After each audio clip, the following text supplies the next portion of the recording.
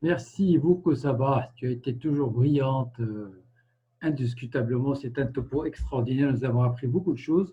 Je te remercie. Je vais te laisser un petit peu te reposer parce que maintenant, je vais donner la parole au professeur Gilles Ben Habib. Nous avons le privilège de recevoir pour nous parler du clip mitral dans l'insuffisance mitrale. À vous la parole, professeur Habib. Et merci d'avoir accepté notre invitation.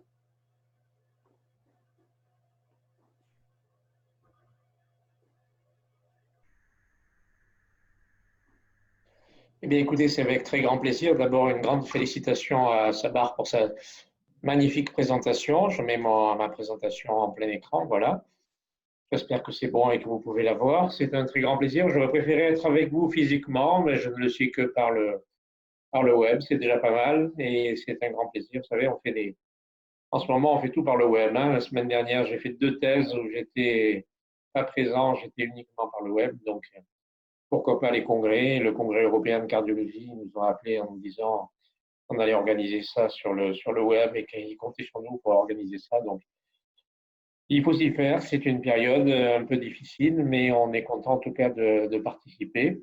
Alors, le microclip, c'est une nouvelle technique, enfin nouvelle, oui, ça commence à faire un petit moment qu'on l'utilise dans le traitement de l'insuffisance mitrale. Et pourquoi je parle de ça alors que ce n'est pas moi qui le fais, hein. C'est pas moi qui le fais, mais j'y suis parce que l'échographiste joue un rôle très important dans l'évaluation de ces patients et pour la procédure. Et je vous dirais même un petit secret, c'est la seule pathologie et la seule technique interventionnelle pendant laquelle je continue à aller au bloc au bloc d'interventionnel pour participer à la procédure parce que l'échographiste joue un rôle très important. Et moi, ce que je voudrais discuter avec vous aujourd'hui, c'est quel est le rôle du cardiologue et quand est-ce qu'il faut penser au mitraclip? Quand est-ce qu'on doit envisager de proposer ce traitement? Alors, le mitraclip, c'est quoi? C'est l'intervention d'Alfieri, finalement. Je ne sais pas si vous vous rappelez de cette intervention qui consistait chirurgicalement à créer un double orifice mitral. Eh bien, on fait un clip sur le A2 et P2 en général, sur les deux feuillets de la valve mitrale.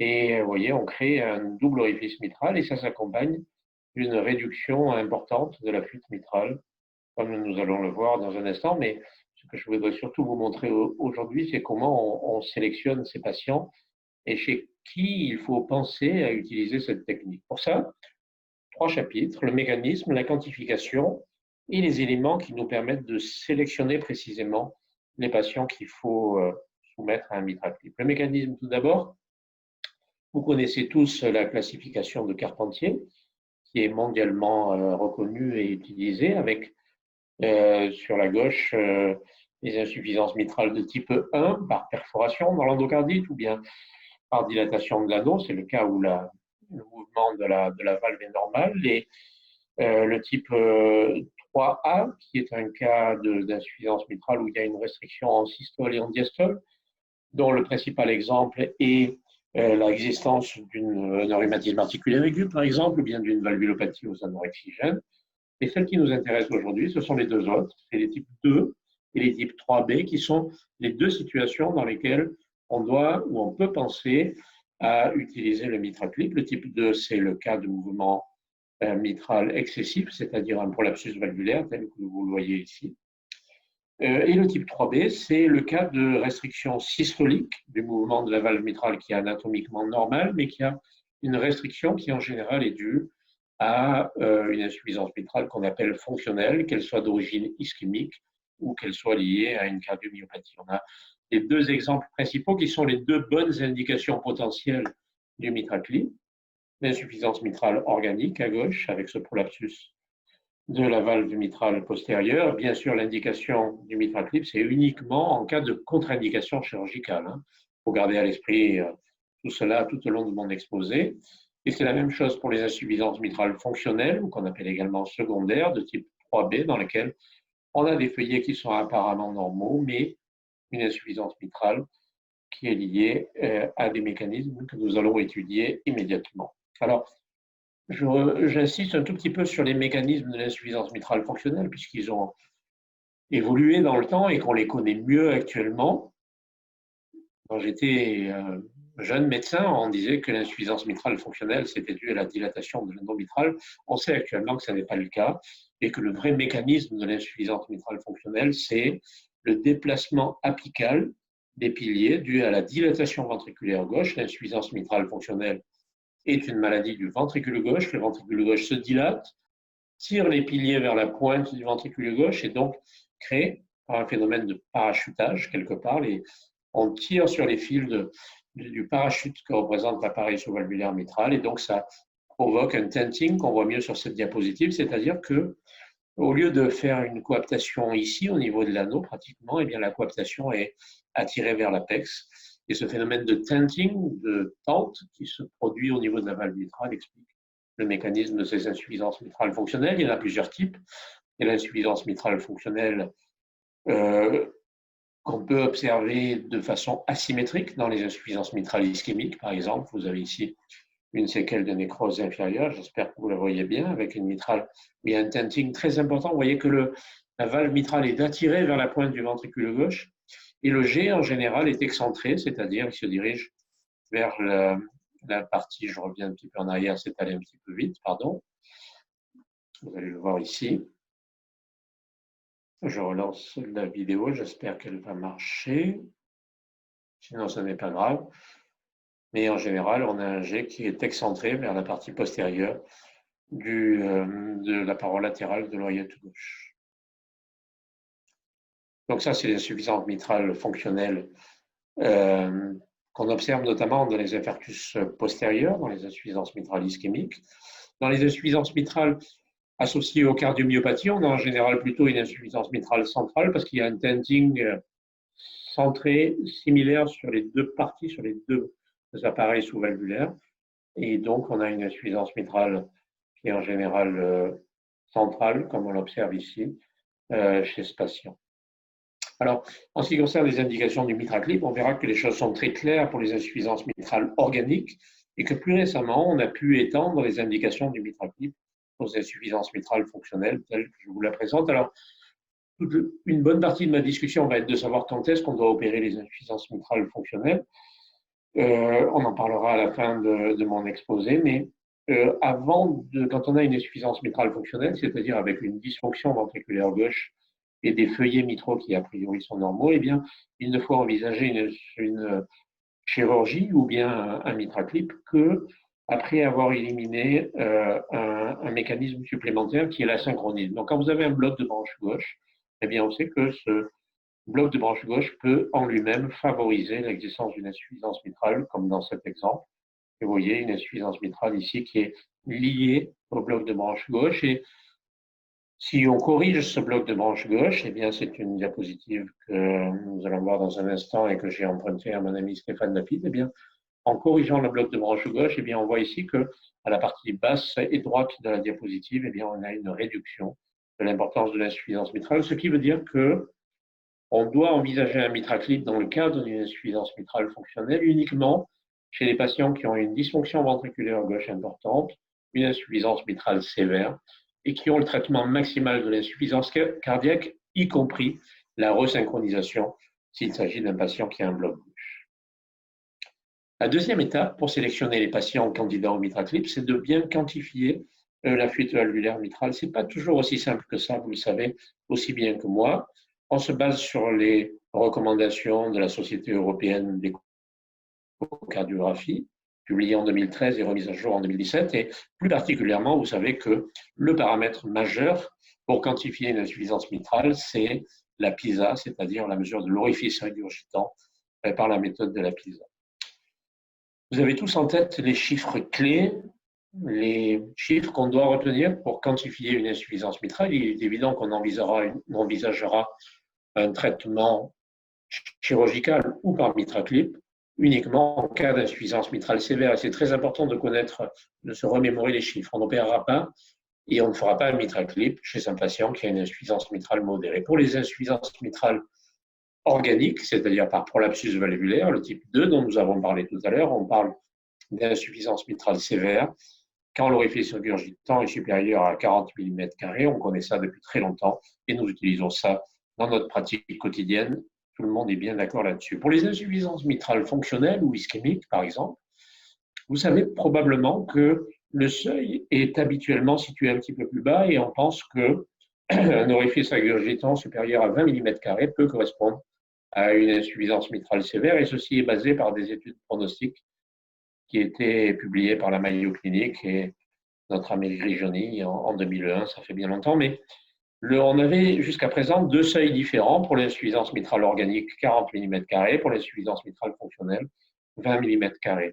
Ce point est très important parce que vous allez voir que quand on va parler des études qui ont été faites sur le mitraplib dans l'insuffisance mitrale fonctionnelle, la quantification et le seuil qui a été utilisé n'a pas toujours été le même dans toutes les études.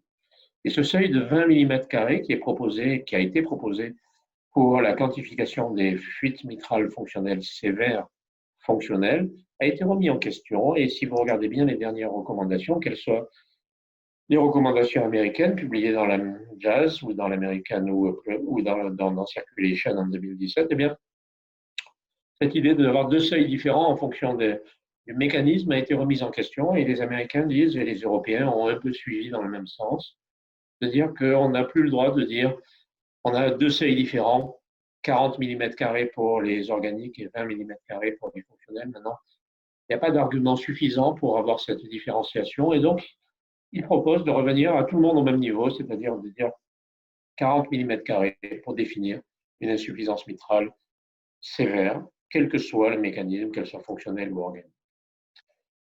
Gardons cela en mémoire. On va parler un peu encore des insuffisances mitrales fonctionnelles. Voici un exemple très caractéristique, et je voudrais que vous compreniez bien le problème de la quantification de ces insuffisances mitrales fonctionnelles. Je dirais que pour les insuffisances mitrales organiques, on a la PISA. Pour les prolapsus valvulaires, il n'y a pas de problème. Pour les insuffisances mitrales fonctionnelles, c'est beaucoup plus compliqué, et je vais vous expliquer pourquoi. Vous avez ici un patient qui a une dysfonction ventriculaire gauche sévère. On zoome sur la valve mitrale et on voit qu'il y a une PISA qui est très jolie, effectivement. Si on regardait en coupe transverse au niveau de la valve mitrale, eh bien, vous voyez ici en couleur que la fuite mitrale dans ces insuffisances mitrales fonctionnelles, qu'elles soient liées à une cardiomyopathie ou à une cardiopathie ischémique, eh bien, elle n'est pas hémisphérique, elle va en fait d'une commissure à l'autre. Et donc, l'application de la PISA chez ces patients n'est le plus souvent pas valide, et ça, c'est quelque chose qu'on doit garder en mémoire. Et ça a été écrit dans les recommandations européennes sur la quantification des fuites valvulaires. Vous avez ici à droite une fuite mitrale organique avec une fuite hémisphérique, et à gauche, vous avez une fuite hémielliptique. Les fuites organiques donnent pratiquement toujours des fuites hémisphériques, et donc c'est facile à quantifier. Les fuites fonctionnelles donnent très fréquemment des fuites hémielliptiques qui vont être quasiment toujours, vont donner une sous-estimation de la sévérité de la fuite par la méthode de la PISA, si on applique la méthode de la PISA de la façon simple. À la limite, on n'a pas le droit d'utiliser la méthode de la PISA dans les insuffisances mitrales fonctionnelles. Alors, qu'est-ce qu'on peut faire? Mais il y a plusieurs solutions. Alors, on le voit très bien ici d'ailleurs. Regardez, vous avez une écho tridimensionnelle en échographie transœsophagienne. Vous voyez qu'il n'y a pas du tout de PISA. Il ne peut pas y avoir de PISA puisque l'orifice régurgitant qu'on voit ici, vous avez ici la grande valve, ici la valve postérieure. On voit que l'orifice régurgitant, il va d'une commissure à l'autre. Et il est impossible de penser que la PISA peut être une bonne méthode d'évaluation, et on voit en couleur ici à droite que la fuite va bien d'une commissure à l'autre. Alors, comment on peut résoudre ce problème? Première solution, mais vous regardez la valve.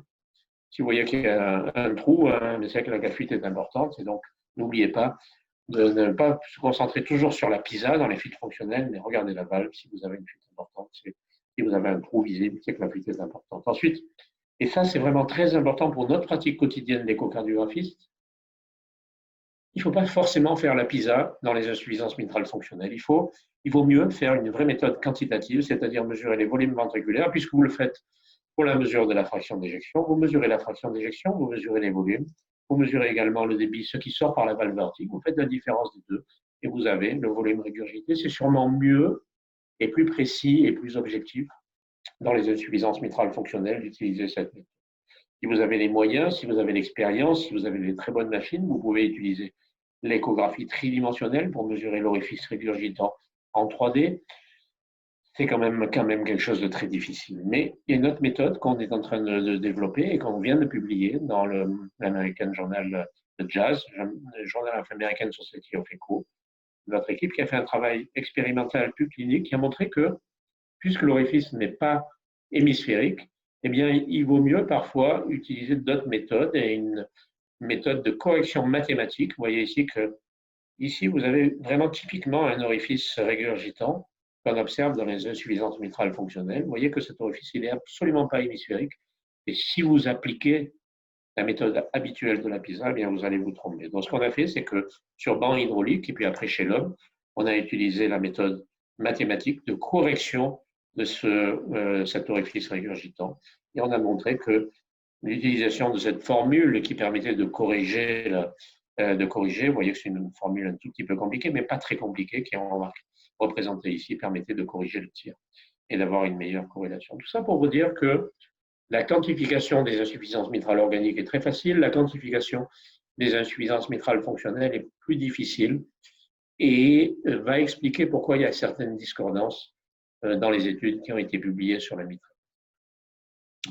On vient à l'essentiel et à la fin de ma présentation, c'est-à-dire la prédiction du résultat de l'intervention. Vous êtes cardiologue, à qui vous devez proposer un MitraClip dans les années qui viennent. D'abord, regardez à quoi ressemble une valve mitrale, et ça ressemble vraiment à ce qu'on voit en échographie transœsophagienne. On a la valve antérieure, A1, A2, A3, la valve postérieure, P1, P2, P3. Les meilleures indications, c'est tout ce qui se passe au niveau de A2 et P2, c'est-à-dire les fuites qui sont relativement centrales. Après, les meilleurs cas sont représentés sur cette diapositive et on regroupe sur cette diapositive. Ça fait beaucoup de paramètres, vous le voyez, qui permettent de sélectionner les meilleures indications de MitraClip. Alors, on va les séparer en deux. On va regarder les meilleurs critères pour les insuffisances mitrales fonctionnelles et ensuite, on verra les meilleurs critères échographiques pour les insuffisances mitrales organiques. Quels sont les patients que vous, cardiologues, échocardiographistes, vous devez sélectionner? Rappelez-vous toujours qu'on sélectionne pour le MitraClip uniquement les patients qui sont contre-indiqués à la chirurgie. Donc, on revient sur la discussion qu'avait tout à l'heure sur ces conclusions Sabar, c'est-à-dire l'importance d'avoir une discussion médico-chirurgicale et des équipes qui discutent sur le cas du patient. Dans les insuffisances mitrales fonctionnelles, il faut des fuites qui sont importantes. Bien sûr, si possible, une pathologie qui intéresse les segments centraux, A2 et P2, une hauteur de coaptation qui soit satisfaisante, c'est-à-dire qu'il ne faut pas que les feuillets soient complètement ouverts, sinon le risque est que ça ne marche pas. Il faut que la profondeur de la coaptation soit pas trop importante et inférieure à 11 mm. Ça veut dire quoi finalement? Ça veut dire qu'il ne faut pas que la valve soit trop comme ça, il vaut mieux qu'elle soit un petit peu comme ça. C'est-à-dire que le tenting ne soit pas trop important. Il faut que, et c'est très important aussi, que l'orifice mitral soit supérieur à 4 cm². C'est qu'on ne parte pas avec une valve qui est déjà un peu sténosante au départ. On va créer une sténose mitrale avec le MitraClip. Donc, il faut avoir une valve un petit peu ouverte. Et puis, dernier point, il faut que le feuillet postérieur soit suffisamment long. Si on a des trop petits feuillets postérieurs, eh bien, on va être très embêté. On a les points les plus importants ici dans la discussion. Pour les insuffisances mitrales organiques, c'est un peu la même chose. On rajoute un autre paramètre que vous allez voir tout à l'heure en échographie 3D, qui est la largeur du flail, qui est ici mesurée en échographie tridimensionnelle. Et c'est vraiment une technique merveilleuse, hein, l'échographie tridimensionnelle, pour l'évaluation de cette technique du MitraClip. Et vous allez voir quelques exemples qui vont vous montrer comment on s'en sert.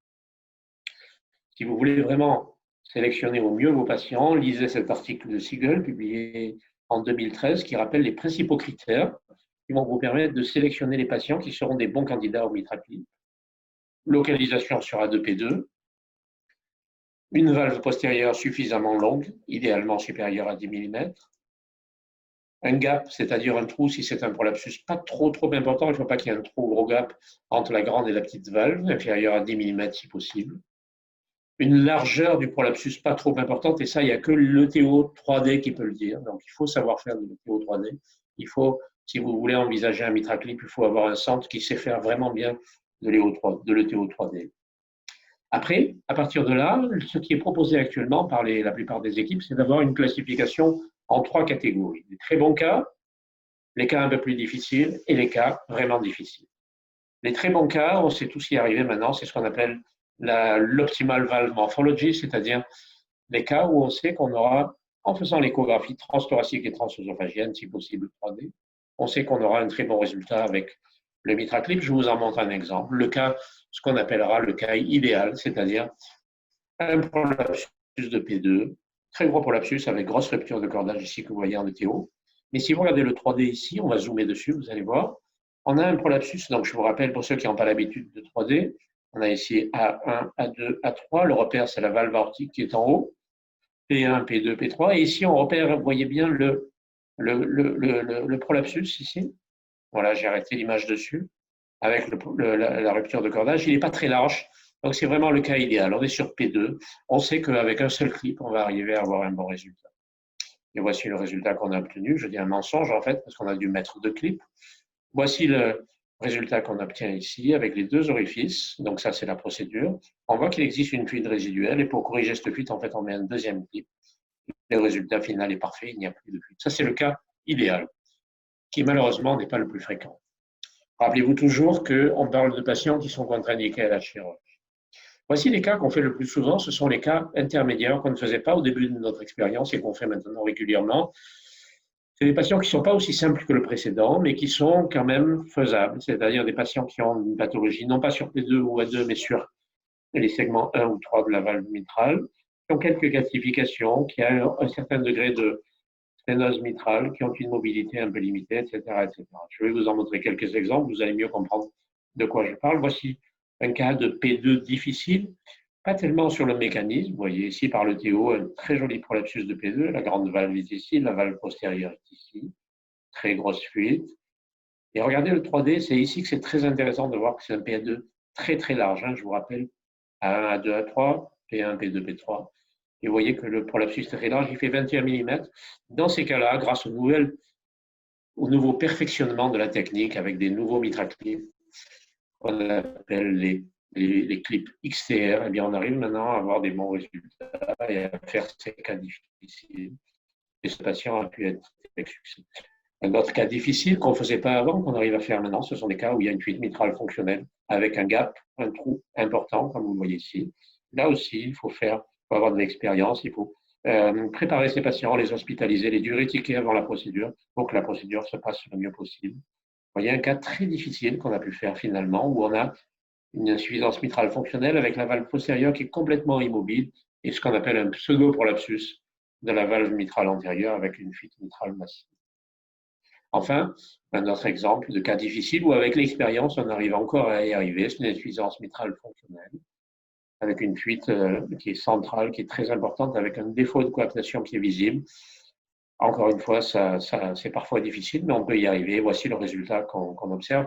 Encore une fois, je ne vous montre pas trop d'exemples aujourd'hui, mais l'échographiste a un rôle fondamental pendant la procédure et on va en salle de cathétérisme, on y passe le temps qu'il faut. Et c'est toujours un plaisir de voir que les cathétériseurs qui font la procédure regardent non pas la radioscopie, mais ils regardent l'échographie pour suivre leurs résultats. Et vous voyez ici à droite les 2 orifices tout à fait normaux et ici la valve aortique. Dernière situation, il y a des cas où on ne peut pas.